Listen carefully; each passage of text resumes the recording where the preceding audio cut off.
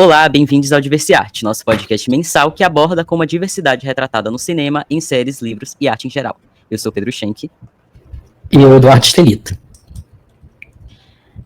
Hoje a gente vai falar sobre a novela que tá dando o que falar, né? No Twitter, no Instagram, é a novela brasileira A Beleza Fatal, que já se encerrou, foi transmitida pela Max e atualmente está passando na Band.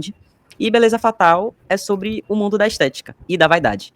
E se torna um cenário para uma trama de vingança, poder, traição e morte.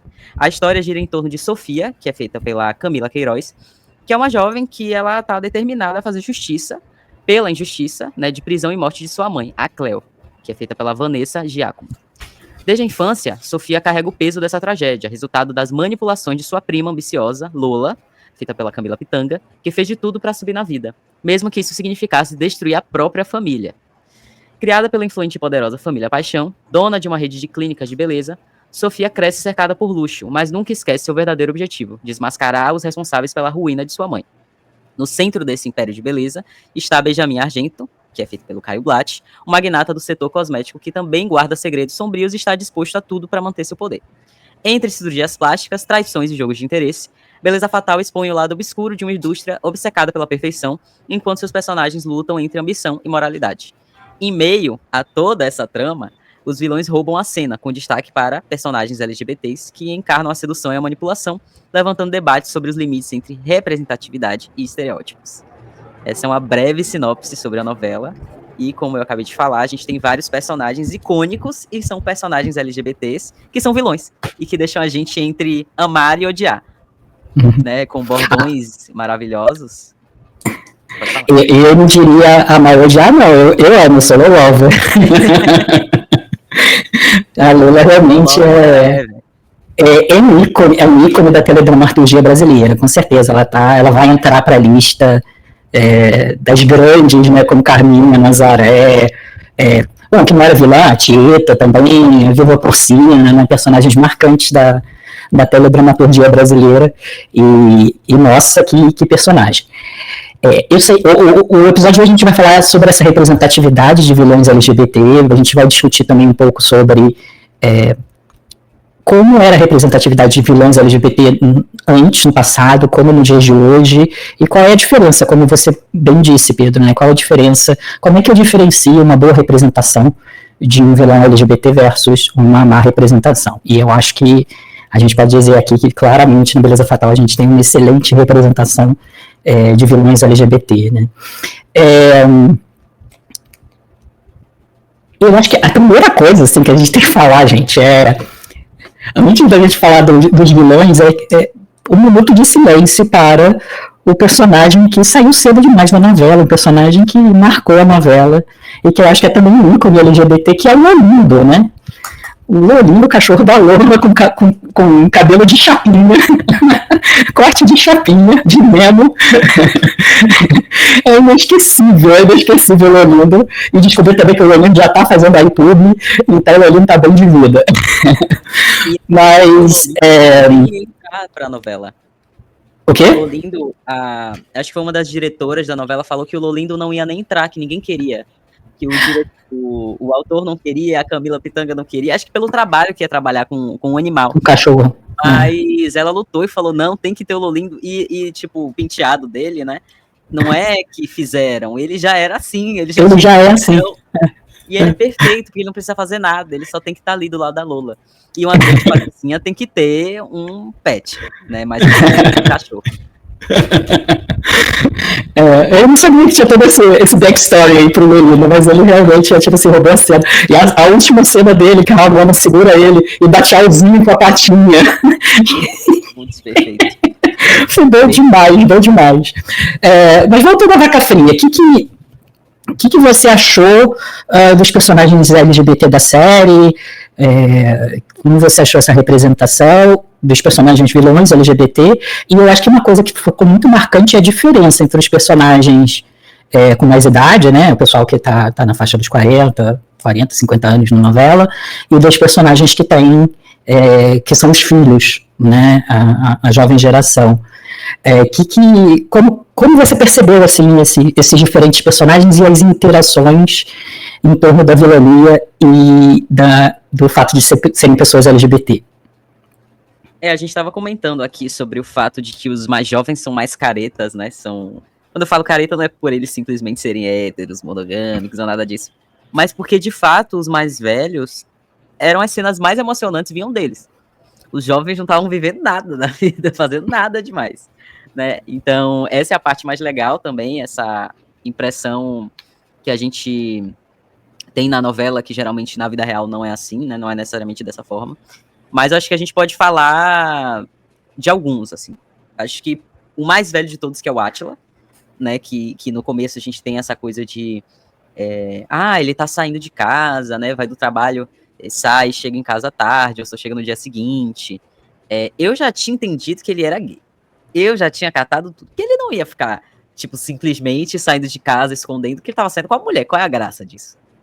Podia ser a mulher que fosse, não ia ser uma graça. Ainda mais que tinha essa questão dele ser transfóbico, né? Que passa a Andrea, que a Andrea eu ainda não vou comentar, mas eu tenho em mente aquele vídeo acho que é da Inês Brasil dançando, que todo mundo faz meme com ela o tempo todo, que eu adoro. Que tá todo mundo se matando, lutando, e ela tá lá, tchá, tchá, tchá, tchá, tchá, tchá, dançando no salão de dança. Muito bom. Eu vi o da Letícia Spiller. O mundo acabando em Andrea. Tem variações do meme da Andrea. Qualquer pessoa dançando. É muito bom. Mas bem no comecinho, a Andrea, pra quem não sabe, pra quem não assistiu, só pra contextualizar, a Andrea também é um personagem LGBT da novela. É um personagem que, apesar de um pouquinho chato, é um personagem importante, né, pra representatividade trans. O Átila é o pai do Benjamin, que eu falei na sinopse, e eles são cirurgiões. Então a Andrea vai na clínica há muitos anos atrás colocar silicone, né, e o Átila não quer. Trata no masculino, fala que não recebe esse tipo de pessoa na clínica dele. Então a gente entende que o Átila é um cara velho e completamente intolerante, né, retrógrado, tem discursos homofóbicos, transfóbicos, mais transfóbicos que a gente vê, especificamente porque ele tem essa questão com a Andrea. Então, bom, ali é pra gente não desconfiar que ele seria gay, né, mas eu já catei assim que ele chegou, a pessoa abriu a porta, mostrou a pessoa, eu falei, esse homem está indo se encontrar com um garotão, com certeza, e é um garotão mesmo, que é o Marcelo, né, que é outro personagem LGBT, que infelizmente a gente não sabe nada específico da vida do Marcelo, ele só tá ali realmente para compor esse casal com o Átila, né, ele é só uma peça importante pra história do Átila. Ele não é um personagem realmente com profundidade, né? A gente não sabe nada sobre a vida dele, né, enfim.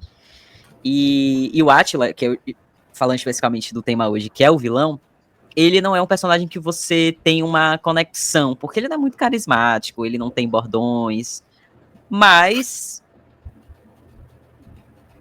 ele tem essa coisa dele ser embutido.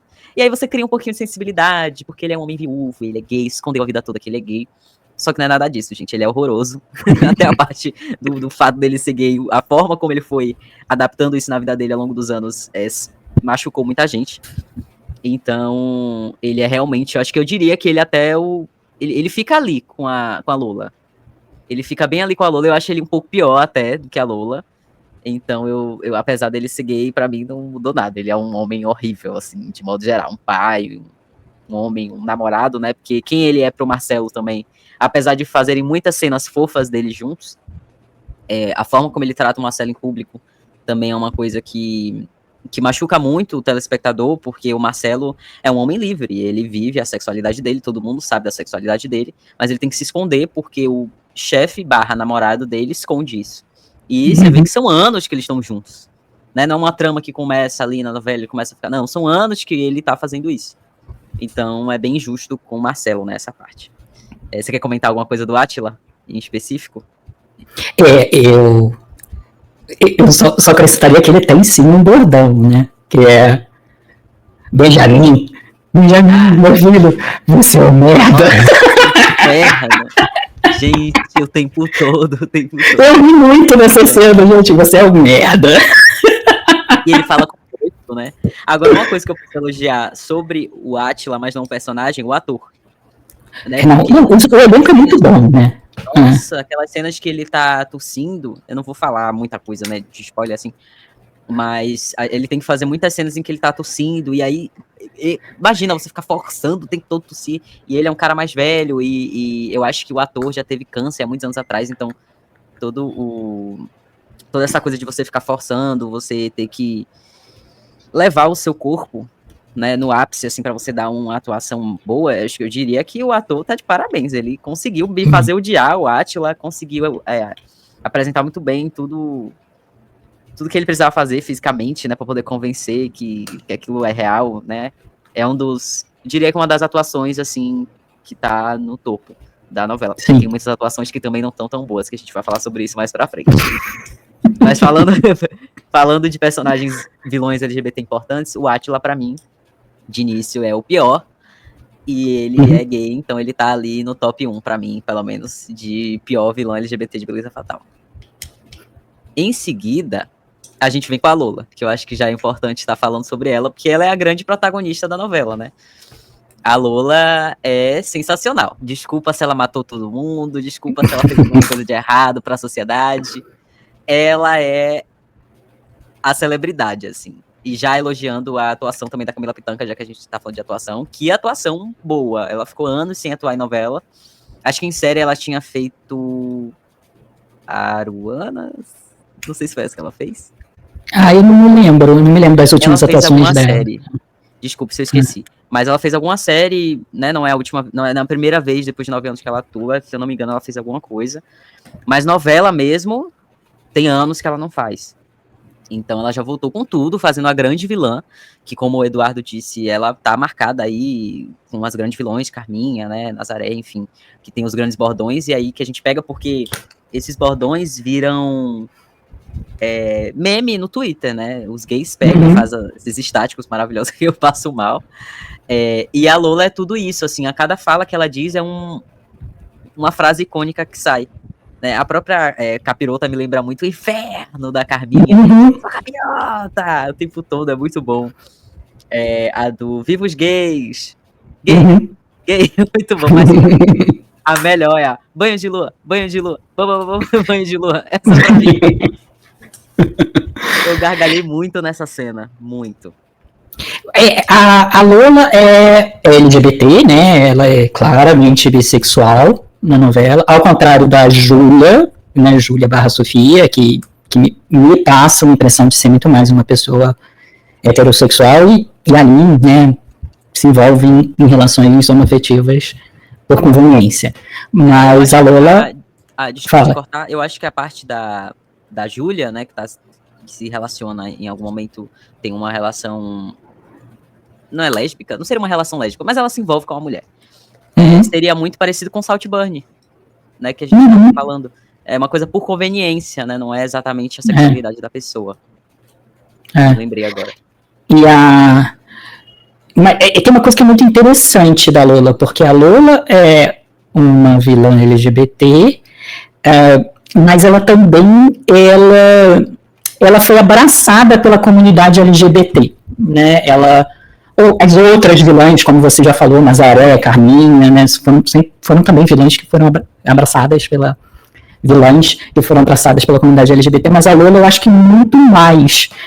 A que você atribui isso dela ter sido a gente olhar, fazer uma pessoa, uma representação negativa de uma pessoa que por um acaso é LGBT, mas ela é tão adorada pela comunidade LGBT. O que você acha que ajudou, contribuiu na atuação da Camila Pitanga para chegar a esse resultado? Tem uma coisa que as pessoas falam muito, é que a comunidade LGBT, eu vou direcionar mais a gays, tem essa admiração por mulheres femininas, poderosas, que, sabe quando falam assim, a primeira diva de um gay é a mãe? Então, eu acho que personagens como a Lola traz essa identificação. E a própria Lola é mãe também, né? Então, ela, aos poucos momentos que ela mostra afeto por alguém, é pelo filho. Né? Afeto mesmo. Não só... ela é casada com o Benjamin, ela é claramente apaixonada pelo Benjamin. Tem a Viviane, que é o outro par dela. Mas esse afeto familiar só vai pro filho. Então, eu acho que causa essa essa coisa. Ela pode ser uma vilã, ela comete crimes horríveis, né? Ela faz coisas horríveis, mas ela também é muito carismática, um pouco caricata e tem essa coisa meio mãe, assim, que dá pra quem tá assistindo. Que ela tem com os Lovers também, né? Faz essa junção também com a coisa da blogueira que a gente tem também. Então, acho que todos esses pequenos elementos, no final das contas, causa essa identificação, porque sempre que a gente fala de personagens LGBTs, figuras LGBTs, quando a gente coloca isso na mídia, são sempre pessoas e personagens, símbolos muito carismáticos, muito pra fora, muito vou falar alto, vou gesticular. Então essa coisa traz a representatividade pra gente, porque querendo ou não, eu posso falar por mim mesmo. Eu falo com as mãos. É aqui que eu paro. Então quando eu vejo alguma coisa que se parece muito com a forma como eu falo, claro que, generalizando, tem muitas pessoas que são introspectivas, tem muitas pessoas que não falam necessariamente assim, são LGBTs. Mas, de forma muito geral, os memes e mulheres que a gente coloca nesse lugar que a Lola entrou, é exatamente igual a Lola, né? Se a gente pegar Inês Brasil, Gretchen, Tula Luana, e assim vai. A similaridade delas é a forma como elas falam pra frente, pra fora. Então eu acho que a Lola foi estudado isso também. Se fosse uma vilã mais pra dentro, por exemplo, a Viviane. A Viviane é sem graça, assim, ela é muito séria, ela não tem falas engraçadas, né? Ela não tem até uma forma de falar com as pessoas. My love. Tudo dela. My love. My love. Então, ela tá xingando você, mas no final da frase ela diz my love. Amada. My love, amada. E amades. Ela engloba todo mundo tá aqui no coração dela. Ela fala o contrário, né? Mas eu acho que respondendo a sua pergunta é isso. São muitas coisas, mas é mais essa coisa da mulher engraçada, que fala alto, né? A coisa da mãe mesmo. E aí gera uma identificação. As pessoas gostam disso.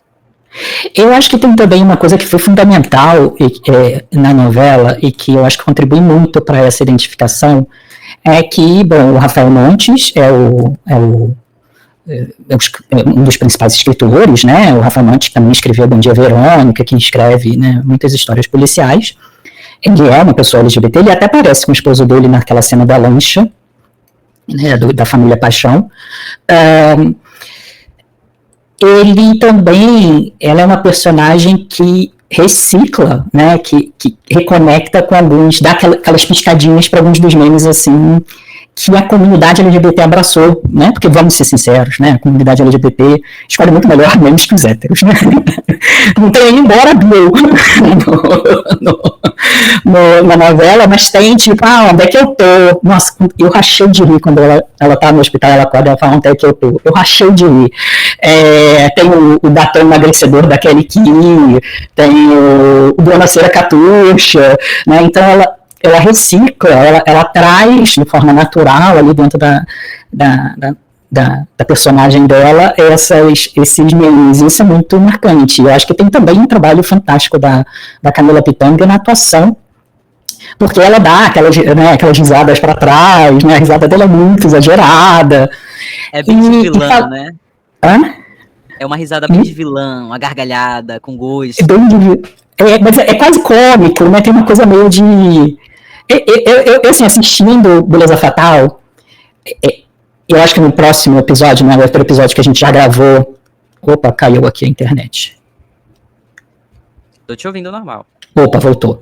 Tinha falhado aqui a internet. O que eu tava falando? Você tava falando do nosso próximo episódio. No próximo episódio que a gente fala, né? A gente falou do outro episódio que a gente gravou sobre bilionários. Eu tenho percebido, e até mesmo quando a gente pensa nos próximos episódios, o que a gente vai falar, sobre o que está bombando em termos, né, e temáticas que a gente acha que são relevantes, né, porque afinal a gente já está quase chegando no episódio 50 do Diversiarte, sempre tem assunto para falar. Mas eu tenho percebido que mais e mais as produções cinematográficas, elas estão indo por um caminho de choque, né, de provocar desesperança. Então, tipo assim, muitas pessoas falam, faz sobre adolescência, mais uma, os filmes do Oscar, a Nora, né, tem uma cena que a menina é maltratada, na verdade a menina é maltratada por 2 horas, né, mas tem uma cena ali de uma luta por mais de 20 minutos. O próprio Beleza Fatal, né, e o White Lotus, que tem temas de incesto. Então, a minha sensação é que muitas das produções hoje em dia, especialmente quando a gente abre as janelas dos nossos streams, são coisas pesadas, coisas difíceis, né? Coisas que às vezes são colocadas lá só para chocar, porque se a gente parar para pensar, não havia necessidade, por exemplo, da Júlia ter um relacionamento com o irmão dela no início da novela. Era totalmente desnecessário, né? Mas a gente vê muitas produções indo por esse caminho do choque, né, bebê rena, agora adolescência, né, as coisas muito pesadas, muito desesperançosas. E, tipo assim, Beleza Fatal, ela resgata o que tinha de melhor na teledramaturgia brasileira, que um novo formato, né, porque as novelas hoje em dia estão em queda de popularidade, especialmente com as jovens gerações, né, a pessoa não quer acompanhar uma novela de 6 meses, o pessoal quer uma coisa mais curta, então ele muda o formato, mas ele não tem muito dos elementos da teledramaturgia brasileira e desse aspecto de galhofa. Eu fiquei pensando qual é a melhor palavra para descrever por que Beleza Fatal é esse fenômeno, né, Pedaço de Mim foi um fenômeno, a gente falou sobre ele, mas Pedaço de Mim é muito mais para essa novela dramática, né, e que fica às vezes até um pouco cansativa. Beleza Fatal não, Beleza Fatal tinha as reviravoltas de roteiro que eram muito boas, mas tem esse aspecto de leveza, né, é uma novela que não se leva tão a sério, né, e eu acho que isso deu um respiro assim a gente, e eu acho que a Lola ela representa muito disso. Eu acho que boa parte desse aspecto de galhofa vem da Lola, né? Vem da atuação da Camila Pitanga, com esse personagem que tem também características de personalidade que dialogam com a comunidade LGBT, né? Eu acho que com os gays, como você falou, certamente, né? Mas tem esse lado da autenticidade, né? A Lola é autêntica pra caramba, né? Ela é uma pessoa batalhadora, ela é uma pessoa, eu pensando assim, tipo, melhor analogia, a Lola é uma bola de basquete, gente, ela cai e quica, de qualquer situação, é uma pessoa batalhadora, né? Às vezes os caminhos mais escusos, mas é uma pessoa batalhadora, é uma pessoa que a gente está vendo ali ao longo da novela, diferentemente de muitos outros personagens, especialmente os núcleos mais ricos das novelas brasileiras, que estão sempre em uma piscina, estão sempre tranquilões, né? A Carol é médica, mas ela passa a metade da novela dançando. Né? Então, a Lola é aquela personagem que está ali sempre trabalhando, está sempre lutando pro dela, ela é muito autêntica, apesar de ser patologicamente mentirosa, né? E eu acho que isso comunica muito com os ideais da comunidade LGBT, né? Essa coisa da pessoa, tipo assim, não gosta de mim? Dane-se você, né? Vou jogar merda no ventilador, né? Então ela pega umas cenas que fala assim, cansei disso tudo, aí sai jogando merda no ventilador. Então, eu acho que isso comunica muito com as nossas histórias, né? De tipo, ter passado buscando uma aceitação, buscando um acolhimento, buscando amor de vários espaços, em vários lugares, de várias pessoas. Muitas das pessoas LGBT buscam esse amor no encontro na própria família. E aí a Lola, muitas pessoas desenvolvem também essa autenticidade. Falam, olha, eu sou assim, gosto de mim ou não.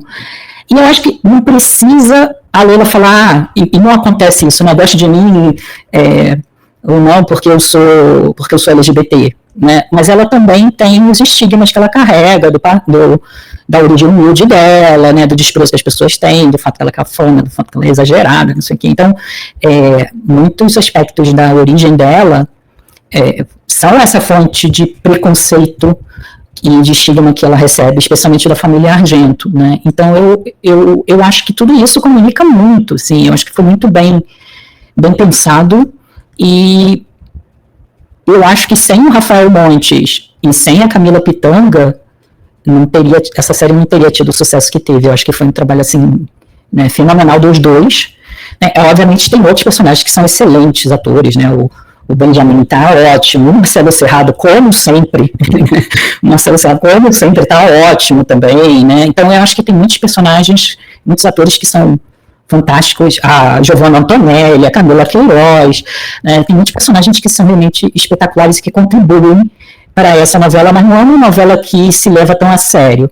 Recentemente eu estava vendo um vídeo no YouTube e que a pessoa estava falando um pouco sobre, né, essa cultura agora, né, de choque, de desesperança, né, essa produção cultural que está sendo muito com esse intuito de fazer a gente também se sentir menos esperançoso. A gente vai falar, já falou, né, mas vai falar no próximo episódio sobre Bilionários também, sobre isso, aqui no feudalismo, mas falando um pouco sobre essa produção cultural e os hábitos que criam na gente de procurar furo de roteiro.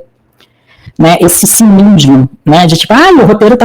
Gente, o roteiro de Beleza Fatal é que nem uma peneira, cheio de furo. É maravilhoso, as pessoas são presas, as pessoas são tiradas da cadeia pelo policial, assim, tipo, aleatoriamente.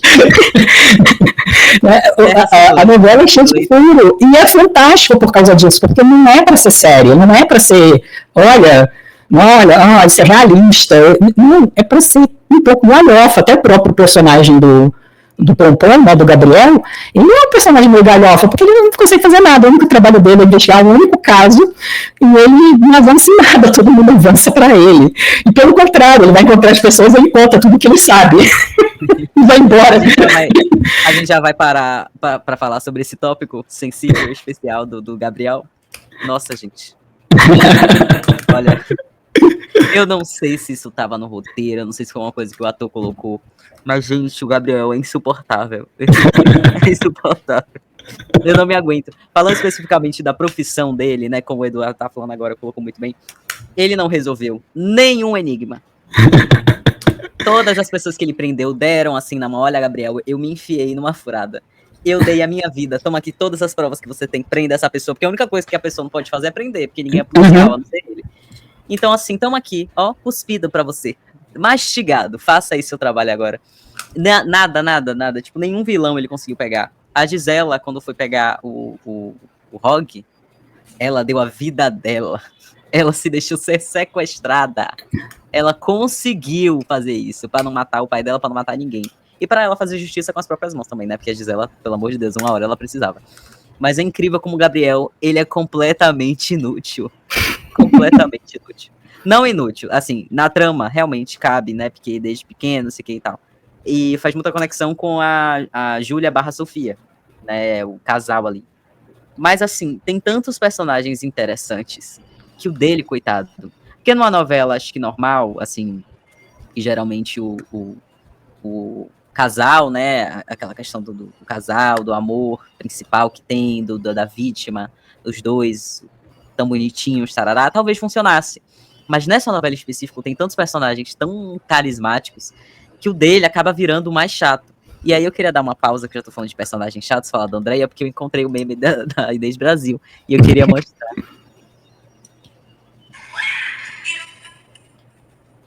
Essa é a Andréia, gente. Eu não conhecia, esse da Inês Brasil eu não conhecia. Aí o tweet é: tudo acontecendo em Beleza Fatal, gente morrendo, sequestro, chantagem, traição, e André assina o estúdio dela. A grande querida, ela não dançou a novela inteira, ela só dançou um dia, que foi o dia final da competição, que não era dança, no começo era só ela fazendo assim, dançou. E aí no final, quando ela vai dançar, a única pessoa que não era dançarina, que era o Murilo Rosa, como é o nome dele? Tomás. O Tomás, ele arrasou. A única pessoa que não era dançarina chegou no último episódio e falou: peraí, que agora eu vou meter dança. Mas assim, a André e o Gabriel precisavam ter um tempo. Vou até tomar uma água pra me acalmar, porque fico um pouco nervoso quando vou falar desses dois.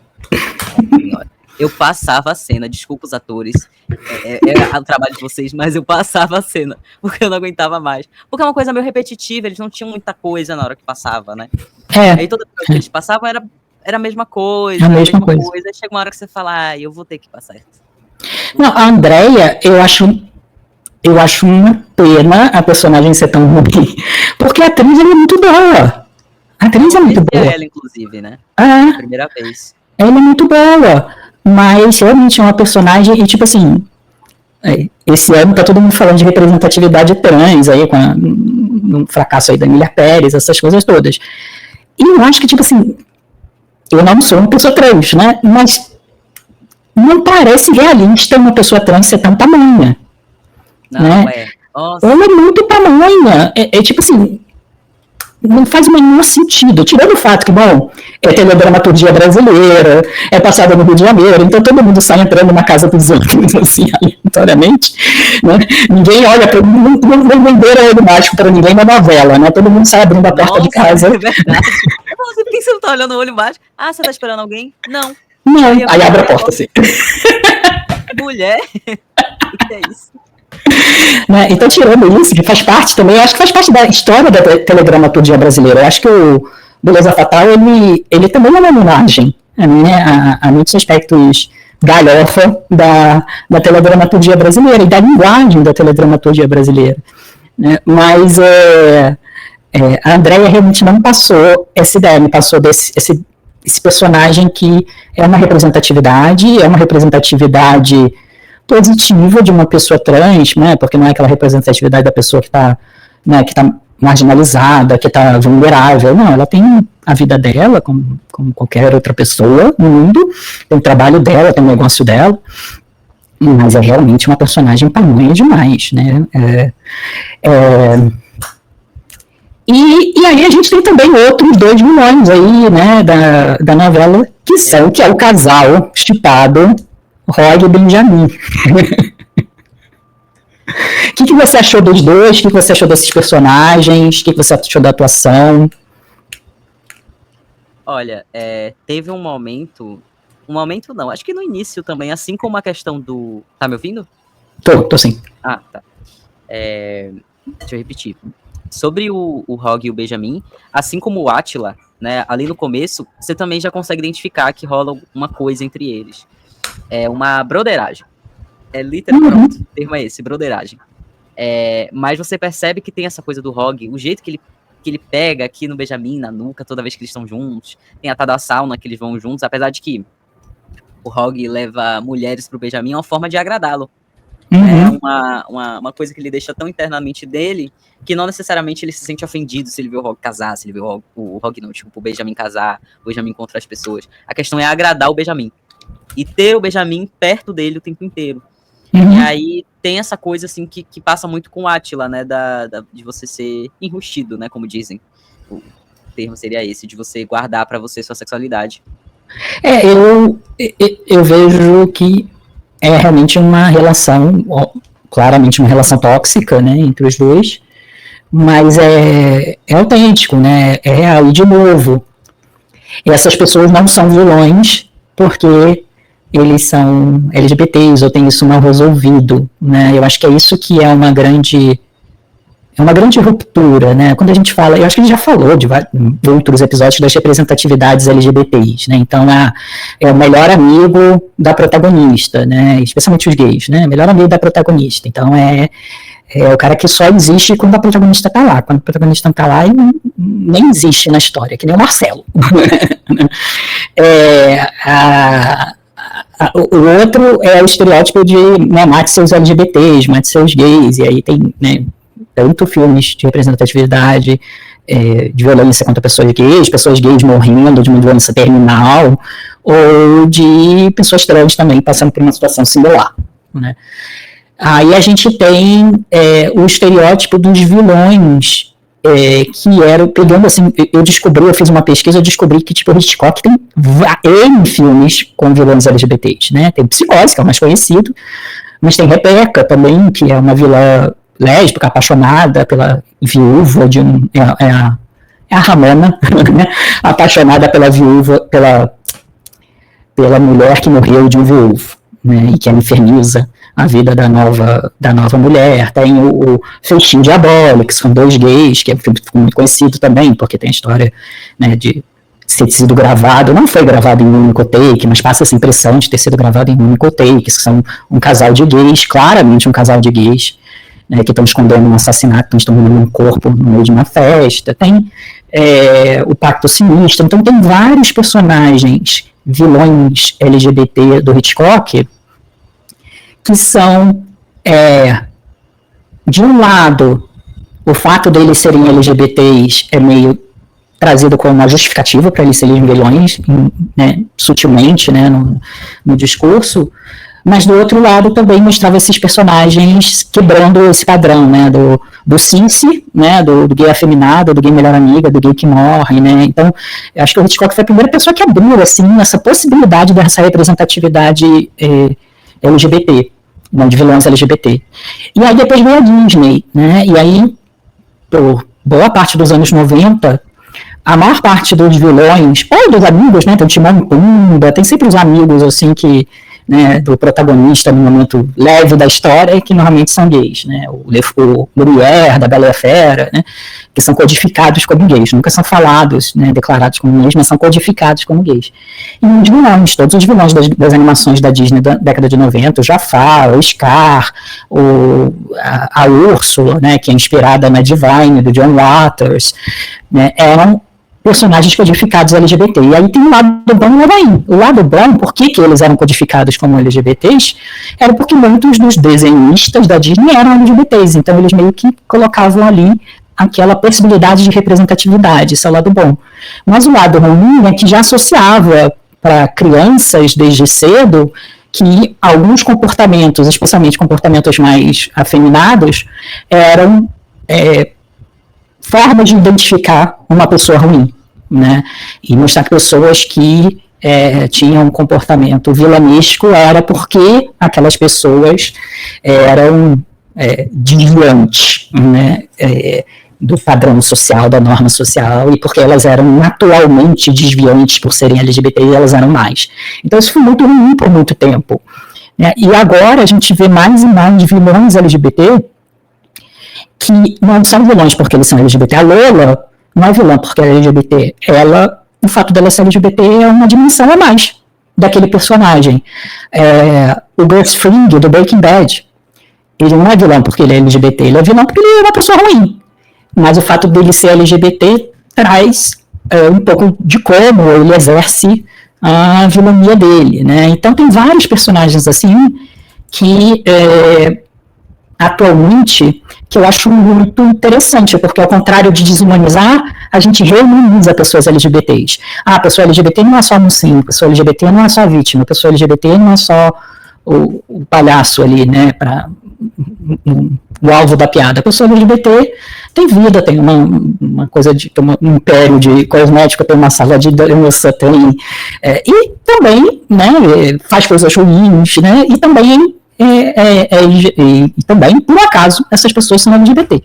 Então, eu acho que é muito interessante a gente ver, né, aquele famoso tweet, né, eu quero ver mais gay trambiqueira, alguém empinando moto. Eu acho que essa ideia da gente poder mostrar que pessoas LGBTs não precisam ser perfeitinhas, eu acho que isso também é libertador para a comunidade LGBT. Né? E mais realista também, né? Qualquer grupo social vai ter pessoas boas e pessoas ruins. Então eu acho que é muito interessante a gente ver cada vez mais essa representatividade em espaços que antes a gente não esperava, pegando, por exemplo, o Silva do 007, do Skyfall, né, o Javier Bardem, que é um personagem gay, bissexual, e aí quando ele dá em cima do James Bond, o James Bond não reage com nojo, não reage com desprezo, não reage com homofobia. O James Bond diz para ele: o que faz você achar que essa vai ser a minha primeira vez com um homem? Né? Então, essa quebra desses modelos que a gente via antes, e agora a gente está começando a ver um pouco de vilões mulheres LGBT. Né? Muito menos, mas tem a vilã Nelly, do Killing Eve, tem a Charlize Theron, Monster, né? Tem a Bárbara, que eu vou falar, do Nota sobre um Escândalo nas Dicas. Então, a gente está começando a ver um pouco mais de também mulheres vilãs que são lésbicas, que são bissexuais, né? Acho que ainda, e não é o momento, a gente está de ver pessoas trans ou não binárias vilãs. Eu acho que não é o momento, considerando o estado do mundo atualmente. Mas eu acho que isso é um processo que humaniza e que iguala, né? Tira essa hierarquia que existia, o homossexual é bom, o homossexual é melhor, o heterossexual não sim é bom. Não, os vilões estão em pé de igualdade, lutando em pé de igualdade com os protagonistas, que são, né, heterossexuais, heteronormativos, né, monogâmicos, né, essas coisas, né. Então, Eu acho isso bem interessante. Eu acho esse processo bem interessante. Ah, deveria ter mais protagonistas heróis LGBT? Deveria, mas às vezes é uma história muito mais chata. Eu prefiro muito mais a Lola, gente. Eu acho que esse A Lola é vilã e a Lola é humanizada. Além dela ser vilã LGBT, ela é humanizada. Ela tem uma coisa ali que, se você olhar um pouco mais com calma, de uma personalidade histriônica, né? De uma pessoa que é exagerada, mas que também está sempre naquela busca por amor, né? Uma busca meio desesperada por conexão e por amor. Então, é uma personagem muito tridimensional, muito realista, e eu acho que, como eu disse, ela dialoga com muitos dos desafios de vida de pessoas da comunidade LGBT, né, de precisar se reconstruir, de às vezes, né, cair no fundo do poço e se reerguer, de ser essa pessoa autêntica, apesar de ser extremamente mentirosa, de ser essa pessoa autêntica, né, que fala do que gosta, que diz, que não tem medo de dizer quem é, que fala pra Carol, Carol vai se divertir lá com a sua louquita. Né? Eu acho que é isso que é fantástico, né, nessa personagem. Né? Você estava falando sobre essa coisa do personagem LGBT herói.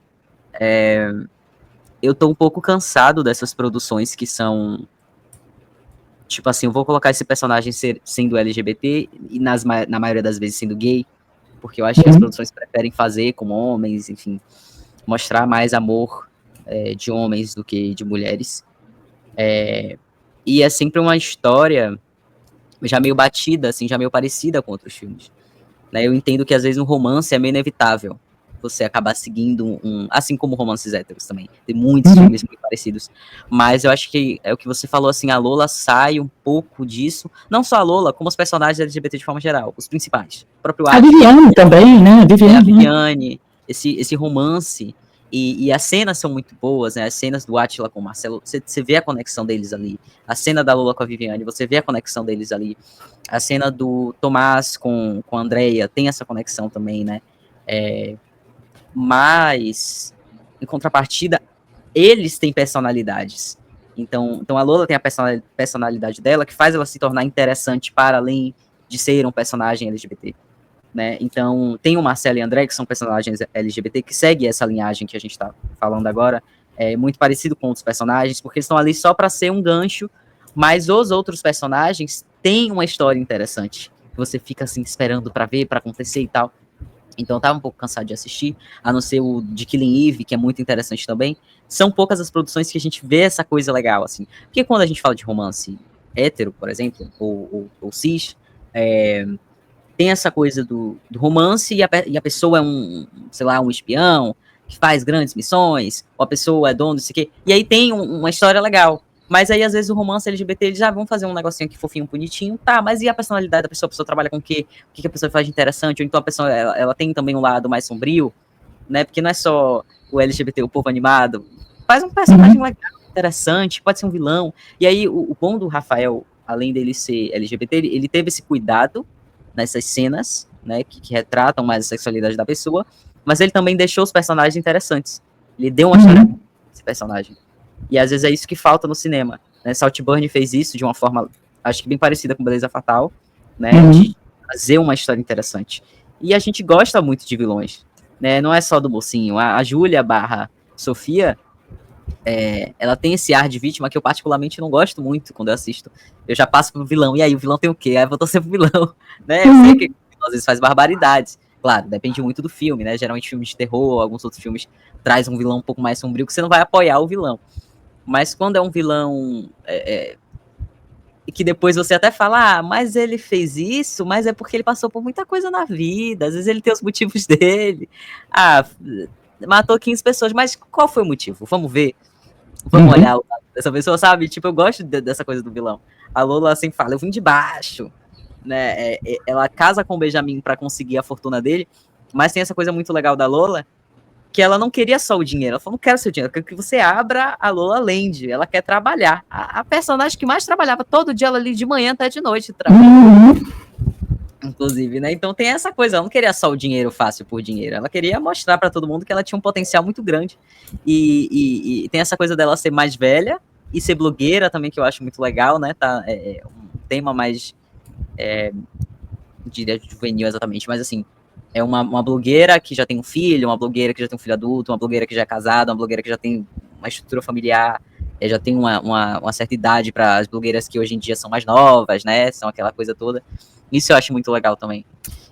E também uma coisa que a gente esqueceu de falar, de mencionar, é que os vilões LGBT da Beleza Fatal, os LGBTs em geral da Beleza Fatal, não são todos brancos.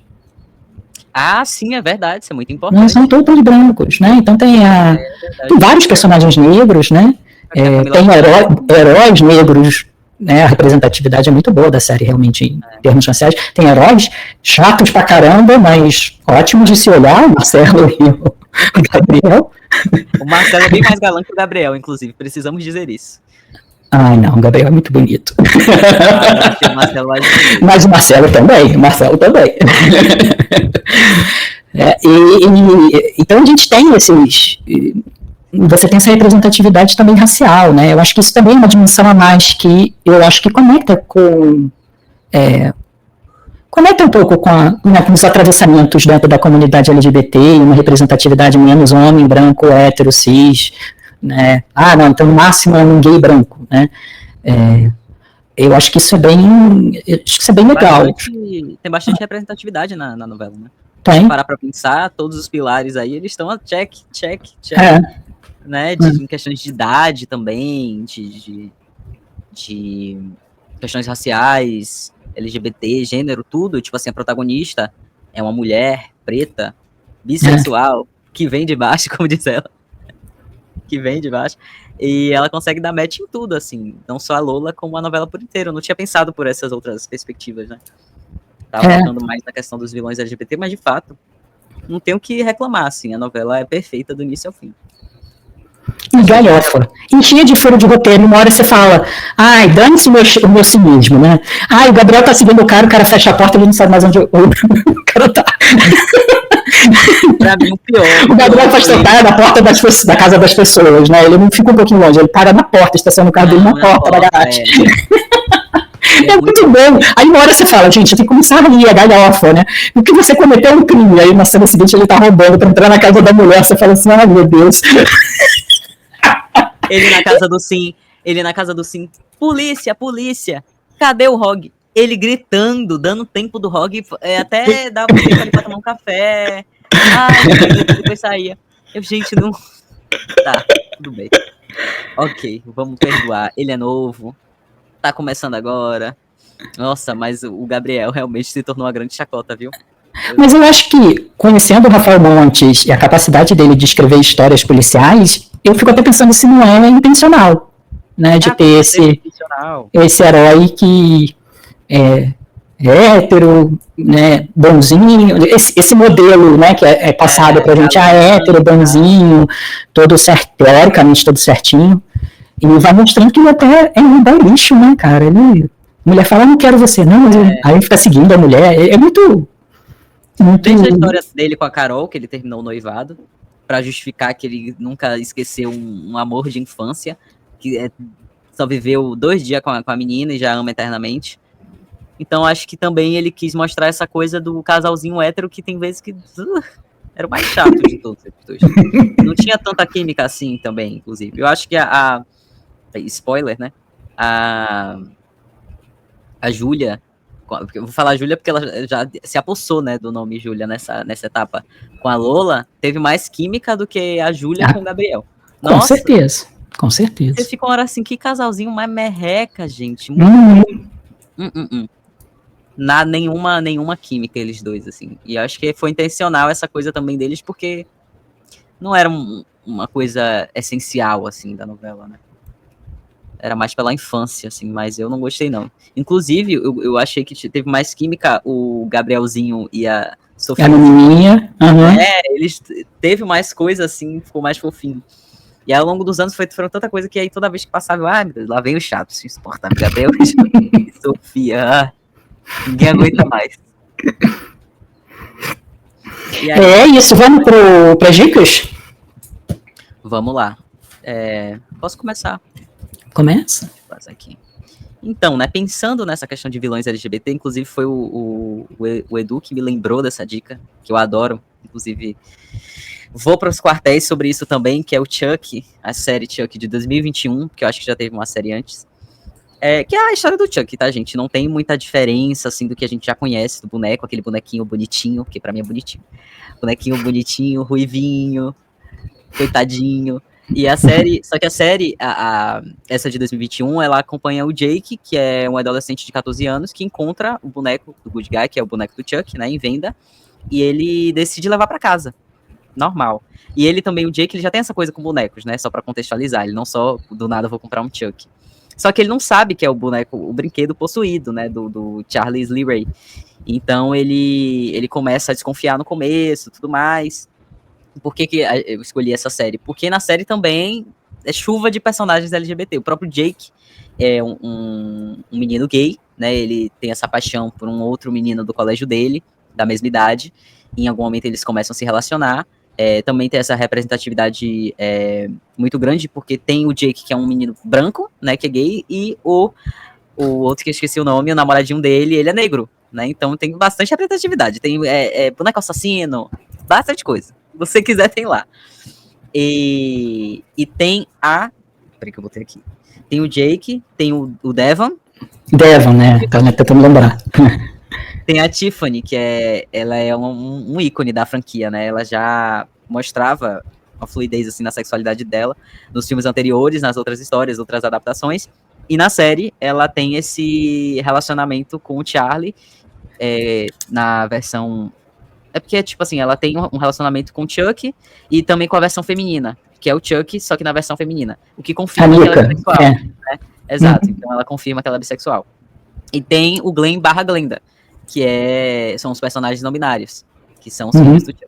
E aí é interessante que o Chuck fala, eu posso ser um assassino, mas homofóbico, transfóbico, não conte comigo pra isso. Jamais. Você pode ter todos os defeitos de vilão e não precisa ser homofóbico. E tem muito isso da Lola, tem até um meme da Lola, né? Que ela pode ser tudo menos homofóbica. Jamais vai ser. E aí tem o Glenn e a Glenda que fecha aí esses personagens LGBT de Chuck. Né? E o tema, de modo geral, é muito falado, né? A questão do não-binarismo, que inclusive o ator que faz os personagens dessa série é o ator que fez aquela série da Sabrina, que é um personagem trans, só que no caso é um personagem trans masculino. Então é um ator muito interessante acompanhar, porque ele tá sempre nas séries falando sobre transexualidade de forma geral, é bem legal. E essa é a minha dica. E é uma excelente dica, porque Chuck é tão galhofa quanto Beleza Fatal. Maravilhosa. É uma série bem boba, tá, gente? Não vai esperando uma grande coisa de cinema. Os filmes já não são essa coisa toda. Mas é muito, muito engraçado. Eu gosto dessa coisa do terror com uma pintada de comédia. O Chuck é muito engraçado. E ele também não tem essa coisa, ele não mata criança e nem gay. De resto, aguarda que ele vai aparecer na sua casa. É muito bom. Muito bom, muito bom. Baita dica, porque realmente é a do Don Mancini também, que é uma pessoa LGBT, né? E ele realmente gosta de trazer todas essas temáticas LGBT. Muito bom. E é uma pena ser cancelado, tá? Então, também... foi cancelado, né? Eu vi a última temporada, eu não sabia que... Mas vale a pena assistir as temporadas que tá. Pode assistir. Vale. É isso, gente. É ver... Vai ter bando de furo de roteiro, é ver para deixar de ser cínico, é antídoto contra o cinismo. Exatamente. Eu tenho duas dicas, assim, muito boas. Os dois eu gosto muito, são dois vilões, assim, que eu acho incríveis. O primeiro é uma série que eu não entendi porque não teve o reconhecimento e as premiações que deveria ter tido no último ciclo de premiações, que é a série Ripley, que é fantástica. De novo, você tem um personagem que é claramente LGBT, tem outros personagens que são LGBT dentro da história, e que ele é um psicopata. Ele não é psicopata porque ele é LGBT, ele é um psicopata que por acaso é LGBT. Né? E a série é realmente muito boa, o filme original também é muito bom, né, com Matt Damon, também é um filme excelente. Eu gostei mais do final do filme do que da série. Eu achei o final do filme ainda mais impactante que o final da série, mas a série é muito boa, é muito bem filmada. Muita gente não quis ver, ou porque já conhecia a história, porque tinha visto o filme, ou porque era gravado em preto e branco. esquece essas duas resistências, dá um play e assiste, porque é uma série excelente, excelente. E também puxando uma representatividade de vilã feminina, eu vou trazer também um filme que até participou de alguns... foi indicado, acho que a Judi Dench e a Cate Blanchett foram indicadas para o Oscar por esse filme, mas é um filme que passou batido, muito pouca gente não conhece, chamado Notas sobre um Escândalo, que conta a história de uma professora experiente e que na escola chega uma professora mais jovem, interpretada pela Cate Blanchett. E a professora mais experiente, ela é lésbica e ela tem uma fixação, desenvolve uma fixação pela professora mais jovem e sai destruindo tudo. E o nome do filme é Nota sobre um Escândalo, porque tem várias cenas em que ela é como se ela estivesse escrevendo no diário dela, contando. E é cheio do shade, né? É cheio como é que eu traduzo shade, Pedro? Como é que a gente explica shade para os nossos ouvintes que não conhecem a palavra? Meu Deus do céu, agora você me pegou. É cheio de comentários, né, de desprezo, meio engraçados, assim, sobre as pessoas, debochando das pessoas, cheio de deboche, né, em relação às pessoas. E é uma personagem, assim, muito legal, a Judi Dench que faz, é uma pessoa que a gente está acostumado a ver nesse papel de, né, a senhorinha boazinha, e ela realmente, assim, a mulher é a capirota, como diria a Lola. Então, é um filme muito legal também, super recomendo. Já é um filme de algum tempo, a gente vai deixar aqui o link para os IMDb's, né, de todas essas dicas para vocês poderem conhecer um pouquinho mais e assistir. Nosso episódio está chegando ao fim, mas antes de encerrar, fica mais uma reflexão. Os vilões LGBTs da ficção são uma forma de dar mais camadas e complexidade a esses personagens, ou ainda reforçam estereótipos prejudiciais? Até que ponto a maldade na tela se mistura com preconceitos no mundo real? Se você curtiu a conversa, siga a gente no Instagram, @diverseartepodcast. E não se esqueça, se estiver no YouTube, deixe seu like, se inscreva no canal e no Spotify aproveite para seguir e ativar as notificações para não perder nenhum episódio. Obrigado por nos acompanhar e até o próximo episódio, com mais conversas sobre diversidade e arte.